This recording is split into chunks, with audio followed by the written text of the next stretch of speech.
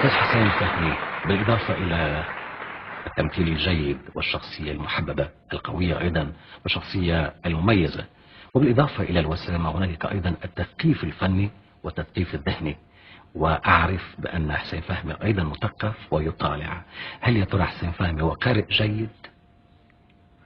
اعتقد ان انا قارئ جيد، لاني دايما لما بقرا كتاب ببقى ماسك قلم وخطط تحت الجمل اللي بتهمني والمقاطع اللي انا بشوف انها مهمه، فاعتقد بالشكل ده ابقى قارئ جيد يعني. وهل تعتقد أن هنالك قارئ جيد وقارئ عاطل أم كاتب جيد وكاتب عاطل؟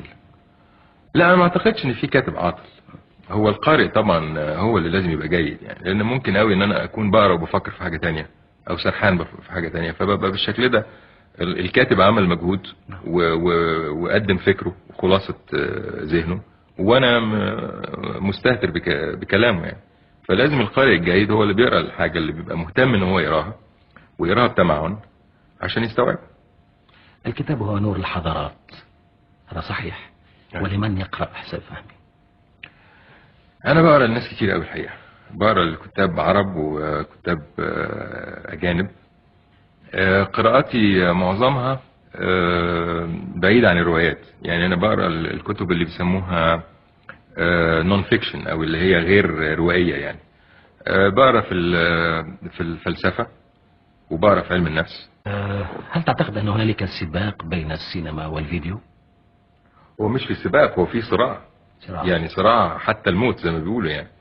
طبعا الفيديو عايز يقضي على السينما، لان هو ده الجهاز الجديد اللي قاعد في البيت اللي موجود، اللي بتدوس الزراير بتجيب اللي انت عايزه، بتحط الفيلم بتشتريه من السوق وبتحطه قدامك في البيت، مش محتاج تنزل تروح السينما وتسوق اذا كنت هتسوق عربيه او اذا كنت هتركب مواصلات عامه، واذا كنت هتروح هتركن فين وبعدين تدفع التذكره وبعدين يعني بقت عمليه الذهاب الى السينما عمليه مرهقه.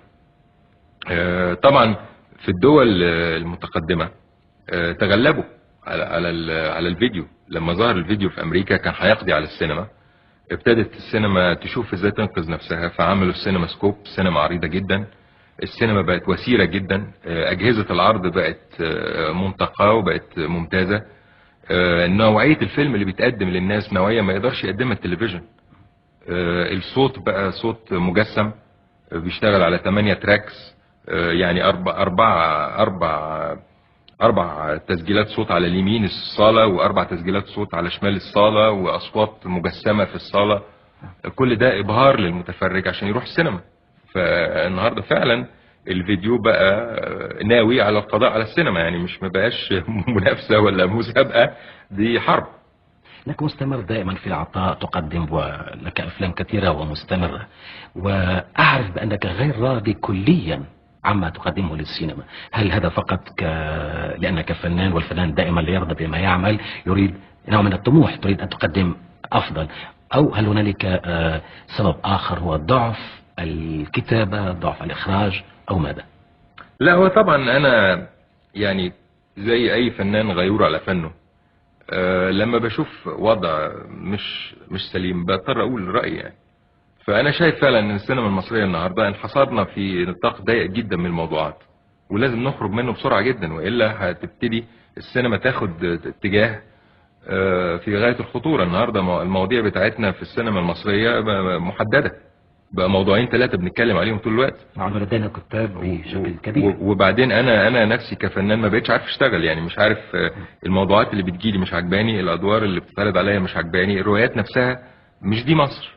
يعني انا بقولها بمنتهى الصراحه، الافلام المصريه لا تعبر عن مصر النهارده.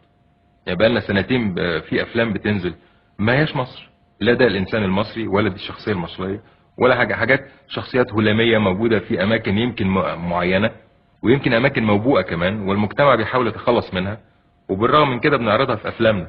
فبقت دي السمه السائده في السينما المصريه، وده غلط. في حاجات كتيره جدا انجازات بتتم في مصر.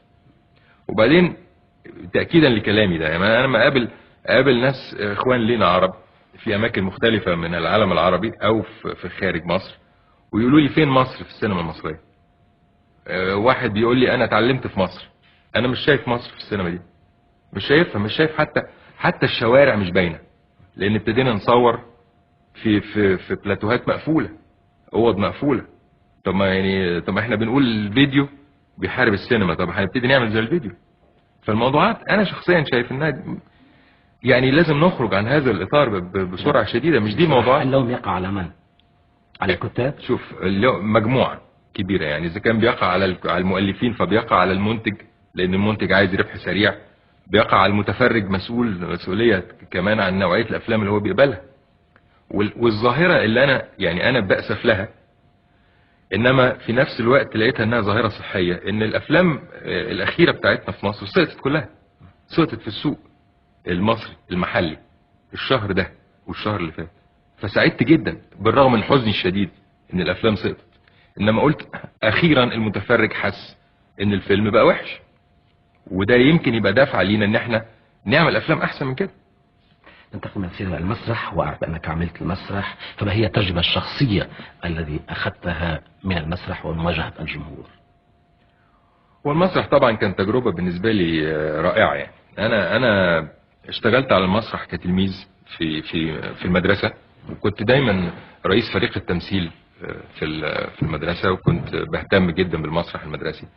انما ما اشتغلتش كمحترف يعني، وخصوصا بعد ما بقيت ممثل وليا جمهور وفي مسؤولية ملقاة عليا ان انا هقف على المسرح.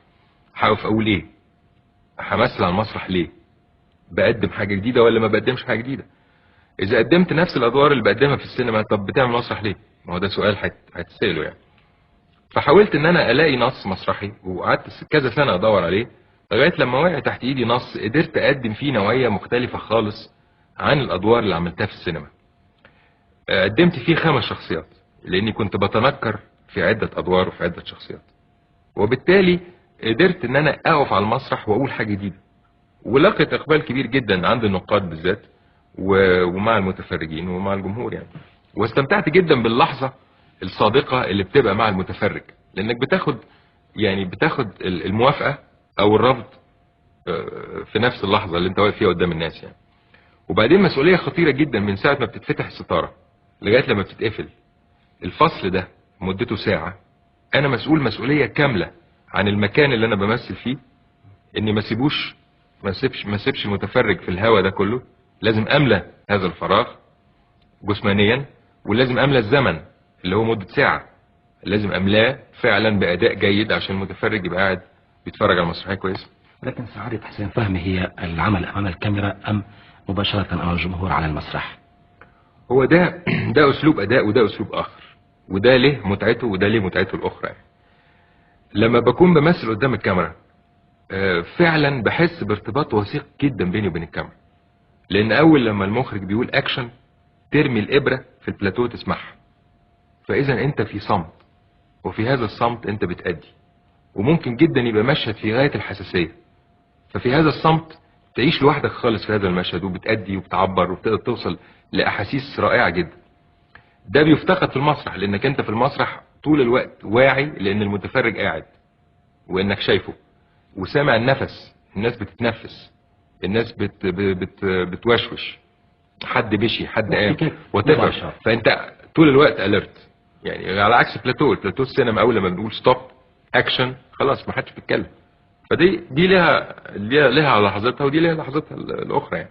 وبعدين السينما فيها اللقطة المكبرة، انك بتشوف وش الممثل في نطاق ضيق، فانا ادائي بيتحكم في النظرة الحركة، لاني على قريب الشاشة ضخمة جدا، وشي باين كبير قوي على الشاشة. على المسرح المتفرج اللي في اخر الصالة لازم يشوفني، ولازم يسمع صوتي كويس، ولازم ادائي يبقى فيه التعبير الواضح علشان يقدر يوصل له كل حاجة. هل تبكي في بعض الاحيان؟ ده مش في بعض الاحيان، ده في كل الاحيان. ولكن الرجل لا يبكي. لا ازاي؟ الرجل يعني هل الرجل مصنوع من ايه؟ من صنم يعني؟ لا، الرجل انسان حساس وفي لحظات لازم يبكي فيها. اخر مرة بكى فيها حسين فهمي؟ اخر مرة بكيت فيها اقول لك امتى، من في شهر يوليو. ولادي وديتهم لوس انجلوس عشان يتفرجوا على الاولمبياد، وكانت اول مرة يسافروا فيها لوحدهم. ففجأة حسيت ان ولادي كبروا، فبكيت في المطار يعني، والناس اتفرجت عليا وانا بعيط وطلع منديل وامسح دموعي. لم يكن تنتيد، كانت طبعا احساس حسيت الأب، إحساس لحظه الأب. طبعا صادقه جدا في حياتي لاني لقيتهم كبار. صحيح. هل تمارس الرياضة؟ جدا. أي نوع؟ بمارس كل انواع الرياضه لاني اتربيت في نادي رياضي، ووالدي راجل رياضي طول عمره، فعلمنا كل انواع الرياضه. فركبت خيل ولعبت تنس ولعبت سكواش وعملت حاجات كتير قوي قوي، وفي الصيف طبعا بعوم كتير قوي. السؤال قبل الأخير، لماذا الطلاق كثير في الحياة الفنية؟ لا، هو الطلاق كثير في الحياه عموما، مش في الحياه الفنيه بس. خاصة في الحياة الفنية. لا، الحياه النهارده في العالم كله نسبه الطلاق ارتفعت جدا، لان الانسان زي ما بقول لك، زي ما قلت قبل كده، الست، هرجع للست تاني على فكره لان انا ليا موقف يعني. الست بقت مستقله اقتصاديا، فخلاص في اي وقت السلام عليكم وعليكم السلام. الظروف الاقتصاديه بقت طاحنه، الست لازم تشتغل، الراجل لازم يشتغل، ما بقاش في بيت، في تفكك، المسائل الاسريه ما بقتش زي زمان، فالعلاقات الانسانيه كلها ابتدت تفك، فالطلاق موجود في العالم كله وبيزيد، نسبه الطلاق في العالم كله بتزيد. احنا بقى كفنانين تحت الاضواء، فالنهارده لما اي حد فينا بيتطلق الجرايد هتكتبها بالخط العريض وهيتصوروا وهو داخل المحكمه وحاطط نظاره سوداء وحاطط منديل على وشه. الطريقه هي، انما اي حد بيتطلق ما حدش المحاكم الاحوال الشخصيه مليانه قضايا طلاق كل يوم يعني. أطار الحكيم، ميرفت أمين، نجلاء فتحي، لمن من هؤلاء الممثلات ترشح لدور المرأة الحديثة، المرأة العصرية؟ المرأة العصرية؟ نعم. الثلاثة، ما اعتقدش ان في فرق بين الثلاثة يعني، هم الثلاثة بيأدوا الادوار دي كويس قوي. الثلاثة معا. طب اكمل سؤال لحكمة.